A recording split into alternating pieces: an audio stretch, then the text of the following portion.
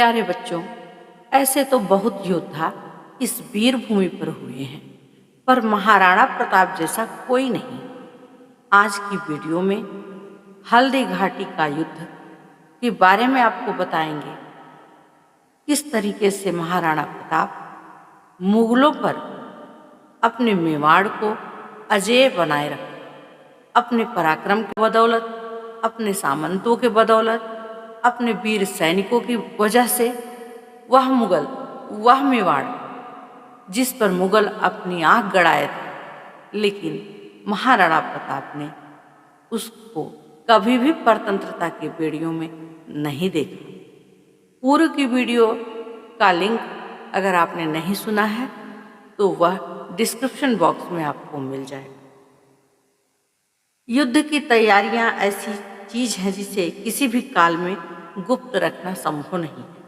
मुगलों की तरफ से क्या तैयारी हो रही है यह महाराणा प्रताप को मालूम था, और महाराणा प्रताप की तरफ से कौन सी तैयारी, किस तरह की तैयारी हो रही है यह मुगलों को भी पता था। परंपरा से चली आ रही रणनीति को बदलना आसान नहीं होता। विषय कुछ भी हो, जो कुछ चला आ रहा है इसके विपरीत कुछ करने के लिए सामान्य जन तो क्या विशिष्ट जन भी नहीं तैयार होते हैं।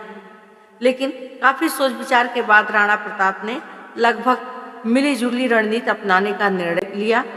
उन्होंने सोचा कि जो परंपरागत शैली की लड़ाई थी वह भी रहेगी और जो छापामार युद्ध होती थी वह भी चलेगी। जहाँ जैसा अवसर मिलेगा हम मुगलों से अपने देश को पराजित नहीं होने देंगे, परतंत्रता में नहीं रखेंगे, हम हर संभव प्रयास करेंगे।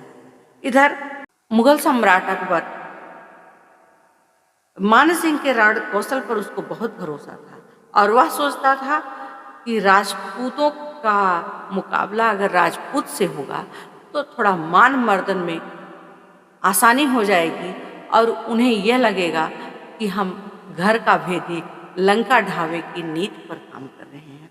इस तरह से उसने मान सिंह की देखरेख में उसने एक बड़े सैन्य संचालन का उस पर भार दिया और बहुत बड़ी सेना की टुकड़ी लेकर के मान सिंह मेवाड़ को जीतने के लिए चल पड़ा।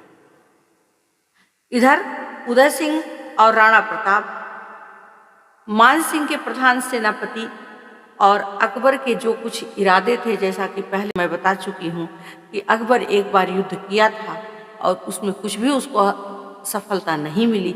इस विश्वासघात को राणा प्रताप भूले नहीं थे, लेकिन फिर भी उनके मन में अपने देश के प्रति और मातृभूमि के प्रति जितना भी ताकत थी वह झोंकने को तैयार थे, क्योंकि सारे सामंत, सारे देशवासी सभी राणा प्रताप के पक्ष में थे।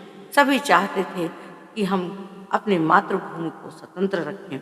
यहाँ मेवाड़ की विजय अकबर के लिए इतना महत्व रखती थी, इसका अनुमान इसी बात से लगाया जा सकता था कि एक बार खुद अकबर ने मेवाड़ पर आक्रमण किया लेकिन सफलता हाथ नहीं लगी, इसलिए वह चाहता था कि राजपूतों का मान मर्दन हम करें।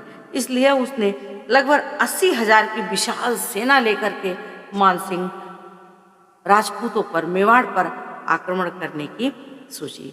अकबर भी अपने गुप्तचरों के माध्यम से रोज यह पता लगाता था कि राणा प्रताप के पास कुल कितनी सेना है, लेकिन उसे निश्चित संख्या का अनुमान नहीं लग पाता था। राणा प्रताप की सेना में मुख्य सेनापति थे जो हल्दी घाटी के मैदान में आकर डटे थे। हल्दी घाटी उसका नाम इसलिए पड़ा था कि उसकी मिट्टी हल्दी के समान थी, इसलिए वहाँ उसे हल्दी घाटी कहा जाता था। यह मेवाड़ की संकीर्ण दर्रों वाली घाटियों में से एक थी। पर्वतीय वन प्रदेश से घिरी इस घाटी में युद्ध करना राजपूतों के लिए अत्यधिक अनुकूल था। राजपूत सेना गोंगुदा से चलकर हल्दी घाटी पहुंच गई थी और रणनीति के अनुरूप वहां मोर्चे जमाकर शत्रु की प्रतीक्षा करने लगी थी। 3 अप्रैल 1576 को अकबर ने अपने आशीर्वाद के साथ मुंह बोले पुत्र मान सिंह को उसकी सेना के साथ मेवाड़ पर आक्रमण करने के लिए अजमेर से रवाना कर दिया। बहरहाल वजह चाहे वो सेना के इंतजार की रही हो या राजपुत्रों के आक्रमण की, 2 महीने के बाद जून के आरंभ में मान सिंह ने मांडलगढ़ छोड़ दिया और माही गांव में आकर पड़ाव डाल दिया, क्योंकि उसे यह पता था कि सेना अगर लंबे समय तक रहेगी उसको रसद पानी लेकर के चलना बहुत उचित नहीं लग रहा था। लेकिन जहाँ वो अपने सैन्य संचालन करता वहाँ रसद पानी की पूर्ति भरपूर मात्रा में मिलती रहे। एक दिन मान सिंह को शिकार खेलने का बहुत शौक था, इसलिए वह शिकार खेलने के लिए जंगल में पहुंच गया और इसने इस वन प्रदेश को निरापद समझने की भारी भूल की।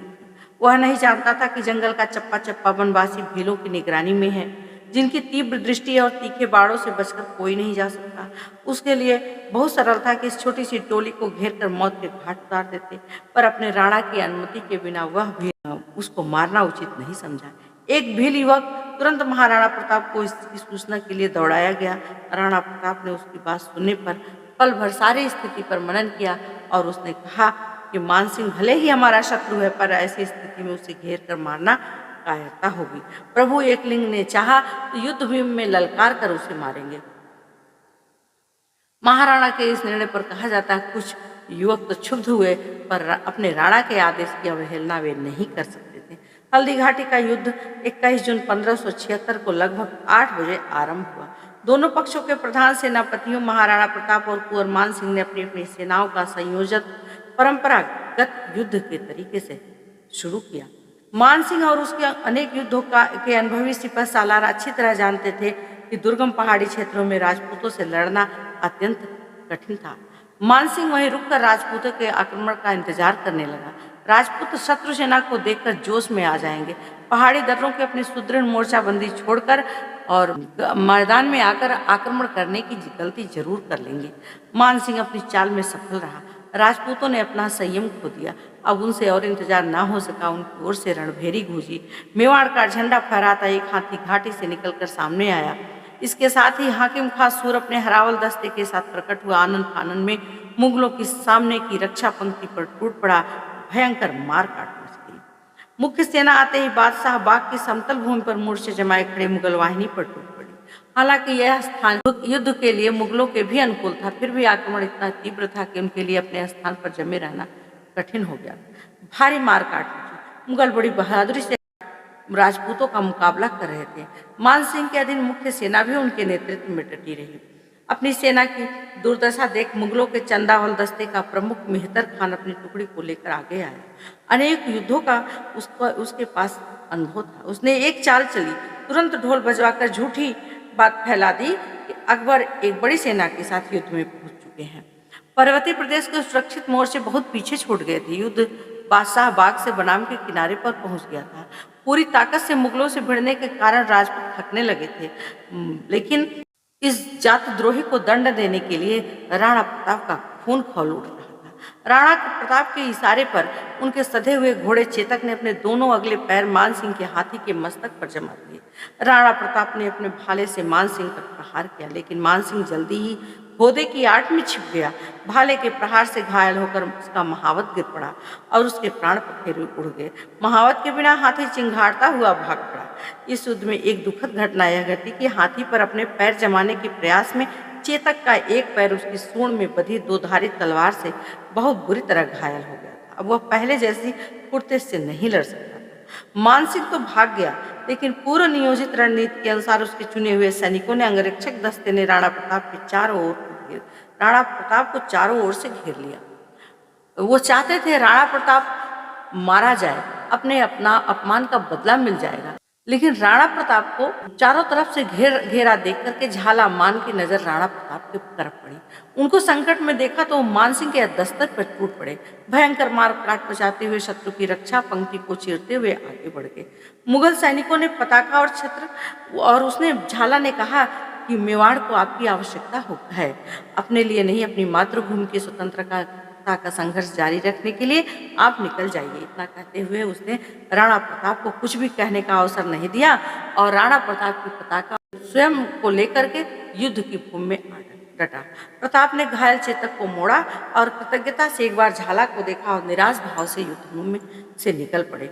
मुगल सैनिकों ने जब देखा कि महाराणा प्रताप का छत्र और पताका लेकर के ये खड़ा हुआ है, तो उन्होंने झाला को ही महाराणा प्रताप समझ लिया और उन पर टूट पड़े। बहुत ही निर्भीकता से, बहुत ही सहजता से वह लड़ते लड़ते वीरगति को प्राप्त हुए। इधर कुछ सैनिकों ने यह देख लिया था कि राणा प्रताप भाग रहे हैं और उन्होंने राणा प्रताप का पीछा कर लिया। राणा प्रताप का पीछा करते हुए जब देखा तो शक्ति सिंह, जो राणा प्रताप का भाई मुगलों से मिल गया था, उसको अपने देश के प्रति सम्मान जाग गया, देश के प्रति उसका जो भी उत्तरदायित्व रहा हो, उसके मन में एक भावना होगी कि जो राणा प्रताप मेरा भाई अपनी मातृभूमि की रक्षा के लिए अपने प्राणों को न्यौछावर कर रहा है, तो मैं इसके साथ विश्वासघात नहीं कर सकता। वह पीछे दौड़ा, जो मुगल सैनिक उनके पीछे आ रहे थे उनको मार करके उनको उसी जंगलों में फेंक दिया और पुनः आया, मान सिंह से कहा कि हमने राणा को मारा है और वो सैनिक पीछे राणा का पता लगाने के लिए जा रहे हैं। इतना सुना ही था कि मान सिंह को शक्ति सिंह पर थोड़ा सा अविश्वास हुआ, लेकिन उसने सोचा कि अभी इस तरह से संदेह करना अच्छा नहीं होगा, क्योंकि कोई ठोस प्रमाण हमारे पास नहीं है। और पुनः वह अपनी मनगढ़ंत कहानियों को अकबर के सामने पेश करता रहा मान सिंह, जिससे अकबर की छत्र छाया उस पर बनी रहे और ढेर सारी जागीरें उसको अकबर दे दे, जिससे वह स्वतंत्र पूर्वक निर्भीक पूर्वक शासन करता रहे और मुगलों से मिला रहे, चूँकि वह एक देशद्रोही था। हल्दी घाटी के युद्ध में मान सिंह की नेतृत्व वाली मुगल सेना की जीत हुई थी, इसलिए उस जीत का डंका भी उसे अकबर को सुनाना था। परिणाम घातक थे, लेकिन उसने एक समझदारी दिखाई। युद्ध क्षेत्र में कट मरने की जो राजपूती परंपरा थी, उन्होंने झाला सरदार के अत्यंत आग्रह पर ही सही वहां से हट जाने का निर्णय जो भी लिया था प्रताप ने बहुत ही बुद्धिमानी से लिया था, क्योंकि अगर प्रताप हट जाते तो पुनः फिर अपनी सेना का संचालन करते और फिर मुगलों से लड़ाई करने का जो जोश था, अपनी मातृभूमि को स्वतंत्र रखने का जो जोश था उनमें, वह पुनः जाग उठा। तो इस तरह से कई युद्ध लड़े गए। मेवाड़ को पराजित करने के लिए अकबर कभी मान सिंह को, कभी शहंशाह खां को, कभी टोडरमल को, कभी किसी को, कभी खुद वह जाकर के राणा प्रताप का शक्ति चकनाचूर करने के लिए तैयार था। अकबर ये जानता था कि राणा प्रताप को जीतना मुश्किल है, लेकिन उसको ऐसा अपमानित अपने को फील कर रहा था। उसको यह लग रहा था कि सारे जो भी राजपूत हैं, सभी ने तो हमारी अधीनता स्वीकार कर ली, यह एक मेवाड़ ही ऐसा है जो हमारी अधीनता नहीं स्वीकार कर पा रहा है। ऐसा राणा प्रताप कैसा है, हम कैसे उससे मिले? अगर वह जीते जी मुझे मिल जाता तो बहुत अच्छी बात थी, लेकिन जीते जी नहीं मिल पा रहा तो हम कम से कम मृत्यु की ही खबर सुन करके एक अपने अंदर एक अपने दिल को ठंडा करते, जोश को ठंडा करते। लेकिन महाराणा प्रताप ऐसे नहीं थे। जो भी उनकी सिपाही थे, जो राजपूत सिपाही थे, जो भील थे, उनमें महाराणा प्रताप के प्रति कूट कर स्वामी भक्ति भरी हुई थी। वह अपने राजा को कहीं भी नहीं चाहते थे कि राजा हमारा महाराणा प्रताप सैनिकों के चंगुल में फंसे, और उसको पकड़ना तो असंभव है। रोज कुछ न कुछ ढेर सारे प्रलोभन उन गडरियों को जो जंगल में टहलते, उन भीलों को, मुगल के सैनिकों, अकबर के सैनिकों, उनको ढेर सारा प्रलोभन देते, लालच देते कि तुम महाराणा प्रताप को बता दो कि कहाँ है। उनके पीछे एक टुकड़ी सैनिक लगा देते, लेकिन गडरिये इतने चालाक थे, इतने समझदार थे, वो बताते तो कहीं, महाराणा रहते। एक बार तो ऐसा हुआ कि उन्होंने महाराणा को बताया कि ये इस जगह पर रहते हैं और गडरिया उनको लिवा के चला। लेकिन जैसे ही गुफा के पास पहुंचा, वही गडरिये फिर छापामार युद्ध करने के लिए कहाँ छिप गए पता नहीं चला, और अंधेरा होते होते ही मुगल सैनिकों पर टूट पड़े और सारे सैनिकों को मौत के घाट उतार दिया। और फिर अकबर के पास एक प्रस्ताव भेजा कि तुम इस तरह से जो क्रिया हमारे राजा के साथ करने के लिए तत्पर हो, कभी भी अपने मंसूबे में तुम सफल नहीं हो पाओगे। उसी तरह फिर चूंकि बार बार वह आक्रमण बीच बीच में शुरू होता, बीच बीच में जब उसको पराजय का मुंह देखना पड़ता, तो उसके मन में बहुत बड़ी ईर्ष्या, बहुत बड़ी बात फिर मन में टकराती कि मैं क्यों मेवाड़ को जीत नहीं पाया। एक बार उसने एक मालिन थी, उसको अपने फेवर में किया और ढेर सारा लालच दिया। कहा बताया कि तुम जो है महाराणा प्रताप का पता बता दोगी तो हम तुम्हें ढेर सारा धन देंगे। मालिन चूंकि पता नहीं कैसी थी, उसने सोचा कि मुझे ढेर सारा धन मिल जाएगा, इसलिए उसने बताना स्वीकार किया। उसने कहा कि मैं ये फूल बिखेरती जा रही हूँ और जहाँ तक फूल चले जाए वहाँ आपको महाराणा प्रताप का स्थान मिल जाएगा। मालिन ने फूल बिखेरना चाहा, लेकिन कुछ सैनिकों ने देख लिया और वहीं उसे मौत के घाट उतार दिया। लेकिन मुगलों को जब आधा रास्ता मिल चुका था तो आधा रास्ता का पता लगाना आसान था। उन्होंने पुनः फिर कुंभलगढ़ पर आक्रमण किया, फिर मेवाड़ पर आक्रमण करने के लिए सोचा, लेकिन होनी को कुछ और मंजूर था। वो बिल्कुल महाराणा प्रताप हाथ नहीं लगे, वो वहाँ से निकल जाते, अपने सैनिकों को लेकर निकल जाते। एक बार कुंभलगढ़ के दुर्ग में बड़ी ही प्रमुखता से दुर्ग की घेराबंदी की थी, लेकिन ये मुगल चाहते थे कि मैं राणा को जीवित पकड़ दूं, मैं नेस्त नाबूद कर दूं मेवाड़ को। तो कुंभलगढ़ पर किसी तरीके से उन्होंने, वही मालिन ने बता दिया था, आधा रास्ता जब उनको मालिन के द्वारा पता चला तो आधे रास्ते को तय करना आसान था। वो उन्होंने क्या किया कि कुंभलगढ़ को घेर लिया। अब जब महाराणा प्रताप को पता चला तो वो पूरी तन्मयता के साथ शत्रुओं का सामना करने के लिए तैयार हो गए थे, लेकिन होनी को कुछ और मंजूर था। दुर्भाग्य से दुर्ग की एक तोप में विस्फोट हो गया और आग भड़क गई। बाहर से सहायता मिलने की कोई गुंजाइश नहीं थी, इसलिए उन्होंने अपने साथी राजपूतों के साथ परामर्श करके दुर्ग के दरवाजे खोल दिए। सहसा शत्रु की विशाल सेना उन पर आक्रमण कर दी, लेकिन जो कुछ भी था वहां से वो भाग निकले और अकबर के सैनिकों को वहां कुछ भी हाथ नहीं लगा। इस तरह से बहुत बार अकबर ने महाराणा को जीतने का प्रयास किया, लेकिन वह अपने इस मिशन में असफल रहा।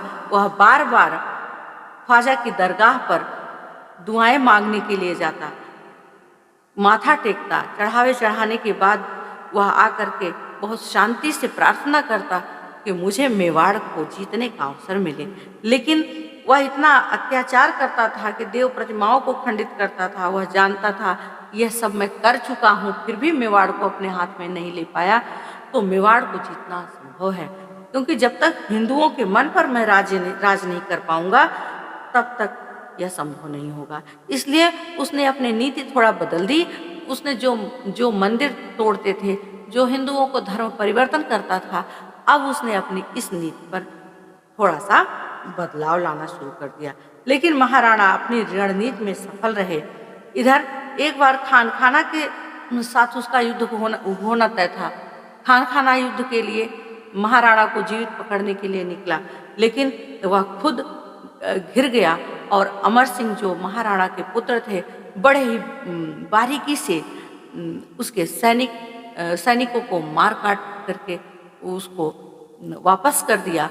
उनकी बहुत सारी बेगमों को बंदी बना लिया। लेकिन जैसे ही महाराणा प्रताप को यह पता चला, उन्होंने कहा नहीं, ऐसा नहीं होना चाहिए, हम महिलाओं पर अत्याचार नहीं करेंगे। उन्होंने पुनः उन्हें वापस कर दिया। अमर सिंह के साथ खानखाना के सभा में उनको वापस कर दिया।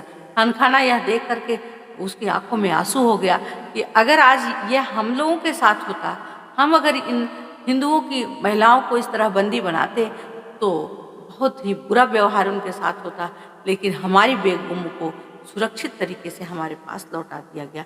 इन सारी नीतियों के तहत जब अकबर ये सारी बात सुनता था तो उसको बौखलाहट होती थी कि किस तरीके से महाराणा की प्रशंसा हो रही है। सौभाग्य से अकबर की तरफ से भी अब वह थक चुका था। अब वह महाराणा प्रताप के प्रति बड़ा ही सम्मान रखता था, क्योंकि उसने कहा कि ऐसा अजेय हमने आज तक नहीं देखा किसी को, जो कभी किसी के सामने अपनी पगड़ी नहीं झुकाई, जो सदा शत्रुओं के प्रति उपहास से परिपूर्ण रहा, जो देश की भार की गाड़ी अपने बाएं कंधे से ही खींचने की शक्ति रखता था, जो सारी दुनिया में बादशाह के जिस झरोखे की बहुत प्रतिष्ठा थी, जो कभी उसके नीचे नहीं आया। ऐसे गहलोत महाराणा प्रताप विजयी रहकर संसार में अमर रहेगा, क्योंकि बीच में महाराणा प्रताप को शिकार खेलने का बहुत शौक था और एक दिन शिकार खेलते खेलते उनके पैर में एक गहरा घाव हो गया और जब गहरा घाव हो गया तो उस गहरे घाव से उनकी दशा बिगड़ती चली गई और महाराणा की चिंताजनक हालत की खबर मिलते ही दूर दूर के सामंत भी प्रार्थना करने के लिए आए, लेकिन महाराणा प्रताप का जीवन दीप बुझ गया था। वह स्वतंत्रता के प्रकाश में लाने वाला जीवन दीप अब बुझ गया था। सारा मेवाड़ शोक में डूब गया था। सारा राजपूत समाज अपना अनमोल रत्न खोकर स्तब्ध रह गया था। राणा प्रताप का सबसे बड़ा शत्रु सम्राट अकबर स्वाधीनता के इस पुजारी का हृदय से प्रशंसक था। महाराणा के शत्रु भी उसके विरोचित गुणों के इतने प्रशंसक थे। उसके प्रशंसकों, अनुयायियों, परिजनों के मनोभाव क्या रहे होंगे, इसकी सहज ही कल्पना की जा सकती है। महाराणा प्रताप चले गए और अपनी शौर्य गाथा भारतीय इतिहास के पन्नों पर स्वर्णाक्षरों में अंकित करवा गए।